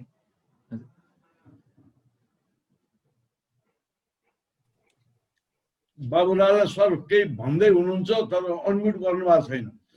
बाबुराजा सर तपाईँको अनम्युट गर्नुहोस् न अनि भन्नुहोस्। हो, अहिले भयो? अहिले आवाज आयो? हजुर, एकदम। अहिले नमस्कार। सर्वप्रथम डाक्टर साहबलाई नमस्कार, सबैमा नमस्कार, उपस्थित सहभागी सबैलाई नमस्कार। म बाबुराजा महर्जन, म ज्येष्ठ नागरिक समाज नेपाल ललितपुरको एउटा अर्गनाइजेसनको म कार्य समितिमा छु होइन। म पनि अब 67 वर्षको उमेर हुँ म पनि अब ज्येष्ठ नागरिकप्रति म चासो र केही गर्न सक्ला भनेर, केही दिन सक्ला, केही गर्न सक्ला भनेर सोचमा म पनि आइरहेको छु। र यो अवस्थामा हामीले केही गर्न पायो भने हामीलाई पनि केही गर्ला नि, पछिको पीडितले हामीले बाटो बनाउनु पर्यो अनि अरूहरू पनि त्यो बाटोमा सहिलो हिँड्ला। तर अफसोसको बाटो के छ भने सरकारबाट जो हुनुपर्ने पूर्वाधार भयो, जो रणनीति भयो, त्यो साह्रै कमजोर छ क्या। अब हामीलाई आशा छ हामीले ज्येष्ठ नागरिक समाजलाई ट्रान्सपोर्टेसनमा 50% छुट र हस्पिटलमा 50% छुट के भन्छ, तर प्राय जस्तोले लिन सकिरहेको छैन। अब बसमा जाँदाखेरि हाम्रोमा पाउँदैन भन्छ, सरकारीमा मात्र पाउँछ भन्छ। अब हामीले जति पनि सुविधा पाउनुपर्ने पाए छैन। अब हामी बुढोसकालमा सहाराको अति आवश्यक हुन्छ, हामीले ज्ञानको आवश्यकता हुन्छ, सुरक्षाको आवश्यकता हुन्छ। हामी कमजोर भएपछि हामी आफैले पनि एउटा हेला गर्यो कि भन्ने महसुस हुन थाल्छ। अब अस्ताएको घाम ताप्नुहुन्छ, बिलाएको घामलाई वास्ता नगर्ने रहेछ होइन। यस कुरामा पनि के भनौँ, अब साँच्चै भन्नुपर्दा आर्मी हस्पिटल छ, बच्चाको हस्पिटल छ होइन सर। यो हाम्रो ज्येष्ठ नागरिकको पनि स्पेसल हस्पिटल एउटा बनाइदिएको भए धेरै धेरै धेरै आभारी म मान्दछु होइन। यो पनि अब कहाँ गएर भन्ने, राज्यको वातावरण त्यही हो। हामीलाई त दुःख लाग्छ, जति पनि राज्यमा जान्छ केही जनता र देशलाई गर्छु भन्छ, आखिर गर्ने आफ्नै व्यक्तिगत र परिवार र आफै मात्र गर्न खोज्छ। वास्तवमा जनता झन्झन दुखी छ, झन्झन दुखी छ। यो अब राजनीतिक कुरा गर्यो भन्ला त्यो होइन होइन। जति यो प्रजातन्त्र आयो, यो गणतन्त्र आयो, के आयो भन्छ, तर हामी जनतालाई केही आएको छैन। त्यसकारण डाक्टर साहबलाई मुरी धन्यवाद। धन्यवाद बाबुरामजी। होइन, एउटा सानो कुरा यो प्रस्तुत गर्नुभएको प्रेजेन्टेसन छ नि, हाम्रो मेलमा पनि फाइल पठाइदियो भने अझ राम्रोसँग हेर्न पाइन्छ, फुर्सदमा सुन्न पाइन्छ, पढ्न पाइन्छ। आउँछ हजुर। अब मेलमा यो कार्यक्रम सबै रेकर्ड भएको छ, त्यो भिडियो पनि आउँछ अनि डाक्टर साहबको प्रस्तुति पनि आउँछ। ए हस् त, नमस्कार, धन्यवाद। डाक्टर कणेल साहब, मेरो प्रश्न भन्दा नि डाक्टर कैलाशजीको, प्रोफेसर कैलाशजीको एउटा प्रश्न छ। यो ज्येष्ठ नागरिकलाई बेग्लै डाक्टर चाहिने पर्ने चाहिँ किन होस्, त्यो एनाटोमीमा के फरक पर्छ र बेग्लै डाक्टर चाहिन पर्या भन्ने एउटा जिज्ञासा छ, त्यसको उत्तर दिनुहुन अनुरोध गर्छु। धन्यवाद। निकै नै यो सान्दर्भिक प्रश्न सोध्नुभयो सरले, त्यसको लागि धेरै धेरै धन्यवाद। ज्येष्ठ नागरिकहरूलाई बेग्लै डाक्टर किन चाहिन्छ भन्ने कुराको एउटा सानो एनालोगी म तपाईँलाई प्रस्तुत गर्न गएको। बालबच्चाहरूलाई छुट्टै डाक्टर चाहिँ किन चाहिन्छ होला होइन र?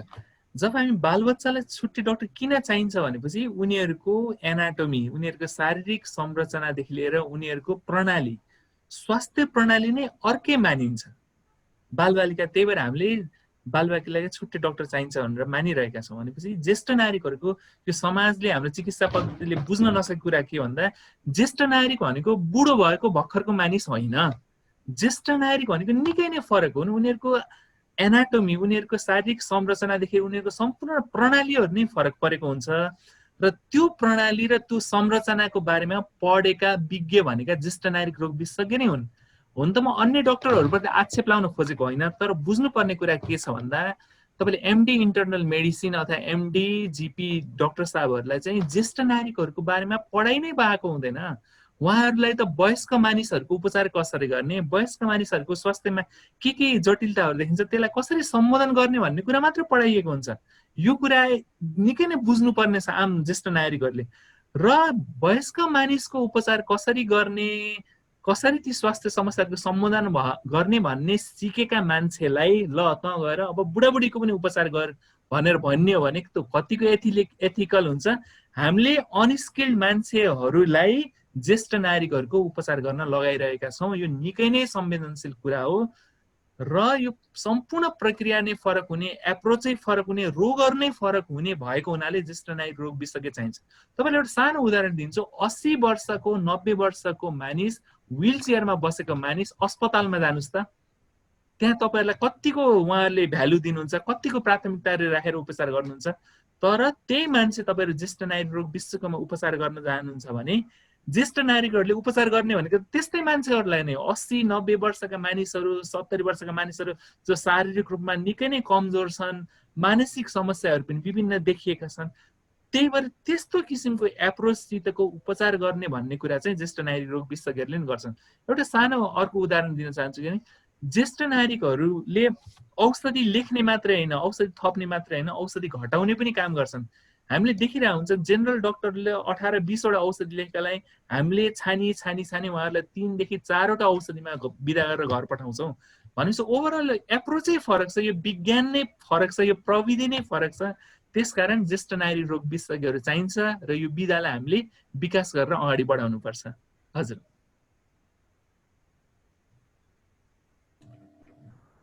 अरू कोही साथीको?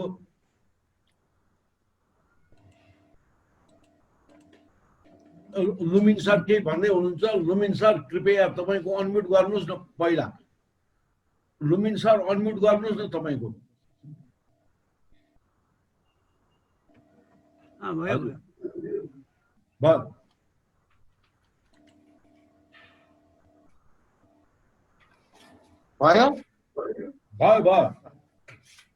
डाक्टर साहबलाई म लुमिन श्रेष्ठ। डाक्टर साहबलाई प्रेजेन्टेसनको लागि धेरै धेरै धन्यवाद। राम्रो चाहिँ जानकारी पाइयो। मेरो एउटा सानो जिज्ञासा भनौँ न, डाक्टर साहबले एउटा जुन चाहिँ मतलब रिकमेन्डेसनमा अब यो छुट्टै चाहिँ बुढौली आउँदाखेरिको लागि छुट्टै नै एउटा हस्पिटल भए हुन्छ भनेर जुन रिकमेन्डेसन गर्नुभयो त्यो चाहिँ मतलब अति नै जरुरत भइसके तापनि अब सरकारको मुख ताकिरहनु चाहिँ पनि त्यति चाहिँ मतलब अब अहिले जुन किसिमको सरकार चलिरहेछ त्यसबाट तुरुन्तै आश गर्न हामीले नसके भएकोले प्राइभेट सेक्टरका चाहिँ मतलब जुन यसमा लागेका विभिन्न चाहिँ व्यक्ति अथवा विभिन्न कार्यकर्ताहरू लागेर मिलेर हामीले यो हस्पिटल बनाउने सानो स्केलबाट स्टार्ट गर्ने कतिको सम्भव होला? डाक्टर साहब यो लाइनमा लागिराखेकोले त्यो एउटा सानो जानकारी पाउन कतिको सम्भव होला? सम्भव छ भने धेरै एम्बिसियस होइन सुरु गर्ने सानो त्यो के विषयमा चाहिँ डाक्टर साहबको के भनाइ छ अलिकति जानकारी पाउनु प्लिज। Thank you. हजुर धन्यवाद लुमिन सर, एकदम सान्दर्भिक प्रश्न हजुरले गर्नुभयो। यो हजुरको जुन कुरा छ त्यो त मेरो एउटा सपना नै हो, एउटा ड्रिम नै हो। र त्यो कहिलेकाहीँ ड्रिमहरूलाई पुरा गर्नलाई 2-3 वटा कुराहरू मिल्न पर्ने रहेछ। तन मन धन। तन र मन त छ तर त्यो संयोजन नभएको हिसाबले अब धन भन्नाले अब त्यसमा किनभने त्यहाँ पूर्वाधारदेखि लिएर सम्पूर्ण कुराहरू आउँछन् होइन, किनभने त्यो संरचना त बढाउनु पर्यो नि। त्यसलाई फेसिलिटेट गरिदिनु भयो। हजुरहरू अब समाजमा निकै नै सक्रियपूर्ण रूपमा हुनुहुन्छ, समाजलाई अहिलेसम्म योगदान दिएर बसिरहनु भएको छ। त्यही भएर त्यो कुराहरूलाई संयोजन गरिदिनु भने चाहिँ त्यो कठिन कार्य चाहिँ होइन।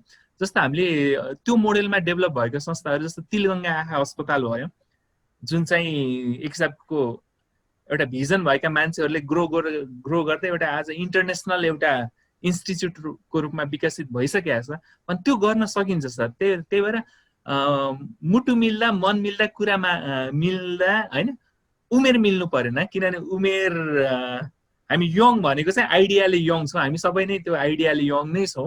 त्यही भएर त्यो सबैको सही संयोजन भएर एउटा त्यो संस्था बनाउन सक्यो भने त्यो सम्भव कुरा हो सर। त्यसमा जुन हिसाबले हामी टेक्निकल कन्ट्रिब्युसन गर्न चाहन्छौँ हामी गर्छौँ पनि।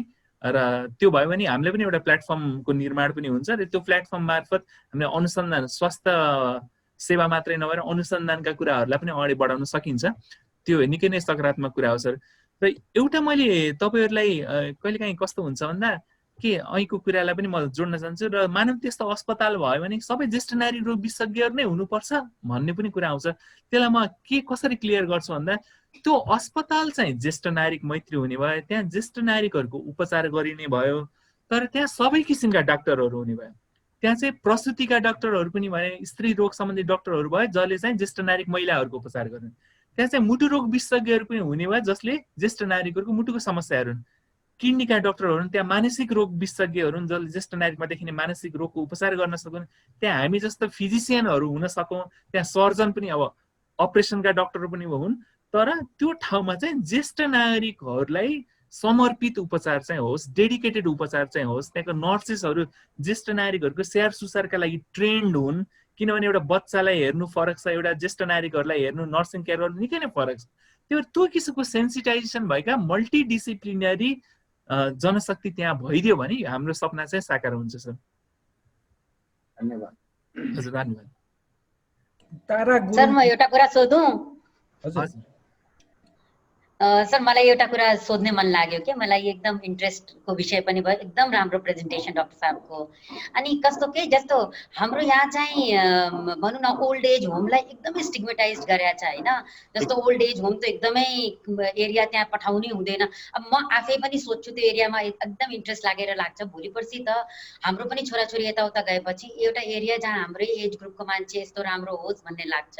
तर अब जस्तो हजुरले अहिले प्रेजेन्टेसनमा भन्नुभएको थियो धेरै पे गरेर त्यस्तो पेमेन्ट गरेर मान्छे त्यस्तो हुने रहेछ। त्यसलाई किन एउटा त स्टिग्मेटाइज किन, यसलाई हामी what can we do to improve that होइन।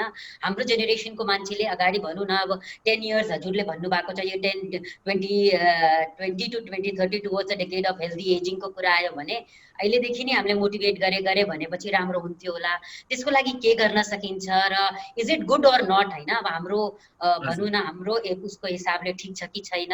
र अब ठिक छ भनेपछि त अहिले चाहिँ पश्चिममै भनौँ न मुलुकमा चाहिँ ओल्ड एज होममै कोभिडले गर्दा एकदम hundreds of people are dying होइन। अब यसको के कस्तो हुने रहेछ त्यसको हजुरले अलिकता भनिदिनु पर्ला डाक्टर साहब। Thank you. धन्यवाद पुनम म्याडम। निकै नै सान्दर्भिक तर एकदम विवादास्पद कुरा, हाम्रो देशमा निकै नै कन्ट्रोभर्सियल कुरा छ कि हाम्रो पूर्वीय दर्शनमा होइन इस्टर्न फिलोसफीमा चाहिँ ओल्ड एज होमहरू बनाउने कि नबनाउने। एज अ पर्सन म चाहिँ के भन्छु भन्दा यदि घरमा स्याहार सुसार गर्न सकिन्छ, हाम्रो आर्थिक हिसाबले पनि सकिन्छ र ज्येष्ठ नागरिकहरूको स्वास्थ्य पनि राम्रो छ, उहाँहरू आफै इन्डिपेन्डेन्ट हुनुहुन्छ। कोही के त हुन्छ नि 80-90 वर्षको उमेरमा पनि घरमा इन्डिपेन्डेन्टली बसिरहनु भएको छ, सम्पूर्ण कार्य आफै गर्न सक्नुहुन्छ भने उहाँहरूलाई ओल्ड एज होममा राख्नु भनेको पाप हो। तर जो विभिन्न स्वास्थ्य समस्याले थला पर्नु भएको छ, जस्तै प्यारालाइसिसको बिरामीहरू हुनुहुन्छ, घरमा छोरा बुहारीले उहाँलाई केयर गर्नलाई स्किल नै पुग्दैन। जो एकदम अन्तिम अवस्थाको अल्जाइमर्सको बिरामीहरू हुनुहुन्छ जसलाई घरमा केयर गर्नै पुग्दैन, स्किलले नै पुग्दैन भने त्यस्तो बिरामीहरूलाई घरमा बेडसोर बनाएर राख्ने होइन कि, बेडसोर भनेको तपाईँ बुझ्नुहुन्छ होइन, ओछ्यानमा सुतिरहँदा हुने घाउहरू बनाएर उहाँलाई पीडामा राख्ने होइन कि, बरु उहाँलाई आफूले थोरै मात्रै भए पनि पैसा दिएर अथवा निःशुल्क रूपमा जस्तो संरचना छ त्यहाँ लगेर उहाँहरूको skilled human resources, skilled doctor, skilled नर्सेसहरूले स्याहार सुसार गर्यो भने चाहिँ त्यो फेरि पाप होइन। त्यही भएर हामीले ओल्ड एज होमहरूलाई स्वस्थ ज्येष्ठ नागरिकहरूको डम्पिङ साइट बनाउने कि नेसेसिटी भएका ज्येष्ठ नागरिकहरूलाई त्यहाँ लगेर हेल्थ सर्भिसेस दिने ताकि उहाँको हेल्थ घरमा बसेको भन्दा अझै राम्रो हुन सकोस् भने यो कुरालाई मध्यनजर गर्दै हामीले old age home long term care सेन्टरहरू विकास गर्नुपर्छ। अब स्टिग्माको कुरा किन भइदियो भने अहिले हामीले ओल्ड एज होम कहाँ छ नेपालमा भन्ने बित्तिकै हामी पशुपति सम्झिन्छौँ। हामी पनि त चाहन्नौ 80-90 वर्षको उमेरमा पुगेपछि हामीलाई पशुपति वृद्ध आश्रममा हामीलाई छोराछोरीले राखिदियो, हामी होइन हामी घरमै बस्न चाहन्छौँ भन्दै पनि राखिदियो भने त त्यो हामीलाई स्वीकार्य हुँदैन नि। हामी हरेक दिन त घाटमा जलाएको मान्छेहरू हरेक दिन मृत्युलाई हेर्दै म पनि मरिहाल्छु, म पनि अब भोलि आज कि भोलि मरिहाल्छु भने हामी सोचेर बस्नु पर्यो भने चाहिँ त्यो चाहिँ पीडा नै हो, त्यो पाप नै हो। तर ओल्ड एज होम विकास हुनुपर्छ, तर त्यस्ता ठाउँहरूमा घरमा केयर गर्नै नसकिने, स्वास्थ्यको कारणले केयर गर्न नसकिने वृद्धलाई मात्रै राख्नुपर्छ ताकि उहाँहरू त्यहाँ पुगेपछि फिजियोथेरापी हुन्छ, नर्सिङ केयर हुन्छ र उहाँ अझै स्वस्थ भएर पछि घरमा फर्किने वातावरण निर्माण होस्। यो होइन कि छोरा बुहारी 5 तले बिल्डिङमा चाबिलमा बस्ने, पशुपति वृद्ध आश्रममा बाआमालाई राख्ने, त्यो चाहिँ हुनु भएन। हजुर। तारा गुरुङ म्याडमको एउटा समस्या रहेछ, उहाँको 88 वर्षको आमा हुनुहुँदो रहेछ र उहाँलाई मेन्टल्ली सक्रिय राख्न, एक्टिभ राख्न र केयरिङमा चाहिँ यो तयारी हुनलाई उहाँलाई अलिकति समस्या परेको रहेछ। उहाँ हुनुहुन्छ तारा म्याडम? हजुर छु, म छु है। अघि हेलो नमस्ते, हेलो हेलो हेलो हजुर हजुर उहाँ बोल्न लाग्नुभयो कि के हो? अर्को एकजना लेडी आउनु भएको थियो। होइन हजुर मैले भिडियो नमस्कार, म हेलो। कल्पना नेपाल, राष्ट्रिय मानव अधिकार आयोग। हजुर नमस्कार। तारा म्याडमको एउटा जिज्ञासा थियो। उहाँ 88 वर्षको मुवा हुनुहुन्छ अरे घरमा। म भनिहालौँ हजुर हजुर भन्नुहोस्। हजुर म अनलाइनै छु। अघि उहाँ यहीँ हुनुहुन्थ्यो अनि त्यही भएर मैले मेसेज गरेँ हो। अनि अहिले उहाँ तल जानु भएको छ। अलि सेन्सिटिभ हुनुहुन्छ कि उहाँ बढी, अनि त्यस कारणले मैले मेसेज गरेको। अलिकति नि अब म चाहिँ नि अब केयरर नै भनौँ अहिले, like I am taking full time off गरेर आइ एम विथ माई आमा।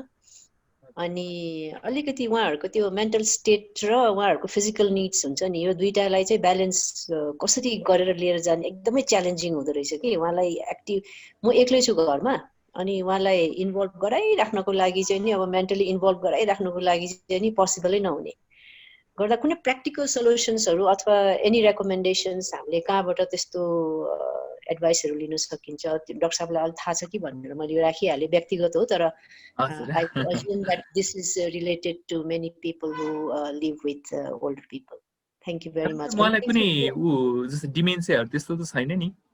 छैन उहाँलाई डिमेन्सिया छैन, अलि भर्खरै साइन देखिन थालेको छ, तर I don't think that's really dementia. अलि उहाँको त्यो बुढाबुढी भएपछि हल्का बिर्सिने त हुन्छ होला जस्तो लाग्छ मलाई, त्यस्तो छैन। She is quite good mentally.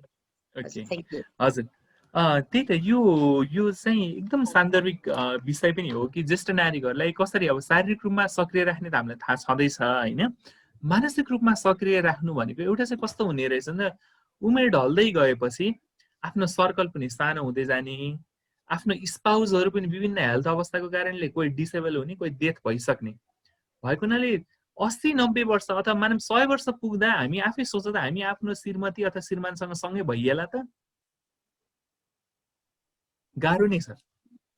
भनेपछि 90-100 वर्ष पुग्दा हामी एक्लै बस्नुपर्ने अवस्था आउने सम्भावना निकै नै धेरै हुन्छ। हामीले जिन्दगी बिताएको सहयात्रीको मृत्युको कारणले पनि धेरै जसो ज्येष्ठ, मैले तारा म्यामको कजलाई मात्रै भने होइन, मैले ओभरअल ज्येष्ठ नागरिकहरूको कजलाई भन्न खोजेँ कि धेरै जसोमा चाहिँ र उहाँहरूमा विभिन्न किसिमका दीर्घरोग हुनेको कारणले विभिन्न किसिमका मानसिक समस्याहरू चाहिँ देखा पर्ने छन्। त्यो मानसिक समस्याहरूमा एउटा चाहिँ कस्तो हुन्छ, एन्जाइटीको समस्या भन्छ, निकै नै आत्तिने, सानो सानो कुराहरूमा आत्तिने, छटपट हुने, अत्यास भइरहने खालको समस्याहरू बढी देखिन्छन्। अर्को चाहिँ यो डिप्रेसन, उदासीका समस्याहरू पनि देखिन्छ, भोक नलाग्ने, निन्द्रा नलाग्ने, पहिला जस्तो सोसल्ली एक्टिभ नहुने खालको समस्याहरू पनि देखिन्छन् डिप्रेसनका। र त्यसै गरी यो बिर्सने समस्या, यो कस्तो नि डिमेन्सियाका समस्याहरू पनि देखिन्छन्। अब त्यो भयो भने, त्यस्ता किसिमका समस्याहरू भयो भने त त्यसलाई त्यही हिसाबले नै निदान गर्नु पर्यो। त्यसको लागि तपाईँ ज्येष्ठ नागरिक रोग विशेषज्ञमा गए पनि भयो, अथवा न्युरोलोजिस्टकोमा गए पनि भयो, अथवा साइकेट्रिस्टकोमा गए पनि भयो, जोसँग पनि जान सकिन्छ। तर घरमा कोही सक्रिय नै हुनुहुन्छ, त्यस्तो म्याव्याधि रोगहरू केही पनि छैन, उहाँहरूलाई एकदम एक्टिभ राख्नलाई गर्ने एउटा तरिका भनेको उहाँहरूलाई डिजिटल कनेक्सन, जुन हामी आम संसारका माध्यमहरू छन् नि, जति पनि जस्तो हामीसँग फेसबुक छ, भाइबर छ, वाट्सएप छ, मेसेन्जरहरू छन्, त्यस मार्फत अरूहरूसँग कनेक्ट गर्न सक्यो भने पनि त्यसले राम्रो भूमिका खेल्छ उहाँहरूलाई मेन्टली एक्टिभ राख्नको लागि। र अर्को कुरा चाहिँ उहाँहरूको इन्ट्रेस्ट के हो त भन्ने कुरा पनि अब निहाल्नु एकदम आवश्यक छ। कोही आमा बुवाहरू चाहिँ एकदम भक्ति भावहरूमा, भक्ति सङ्गीतहरूमा लिन हुन खोज्ने, त्यसलाई नै इन्टरटेन गर्ने किसिमका हुनुहुन्छ भने टेलिभिजनमा त्यस्ता किसिमका च्यानलहरू लगाएर पनि उहाँहरूलाई इङ्गेज गराइरहन सकिन्छ। र कोही जस्तो मेरो एकजना पेसेन्ट हुनुहुन्छ, 90 वर्ष उमेरमा, उहाँ तास खेल्न अत्यन्त मन लाग्ने, तास खेल्ने र तास खेलेपछि उहाँ चाहिँ ढुक्क भएर बस्ने। भनेपछि उहाँहरूको इन्ट्रेस्ट केमा छ त्यसलाई हामीले टार्गेट गरेर त्यही हिसाबले इन्टरभेन्सनहरू गर्न सक्यो भने चाहिँ त्यसले केही हदसम्म एक्टिभ राख्छ कि। र अहिले हामीले गर्न सक्ने के चाहिँ यो डिजिटल प्लेटफर्म थ्रु उहाँहरूलाई चाहिँ कनेक्टेड राखिरहने, घरका सदस्यहरू, घरभन्दा बाहिरका सदस्यहरूसँग कनेक्ट गराइराख्न सक्यो भने पनि उहाँहरूलाई मेन्टल्ली र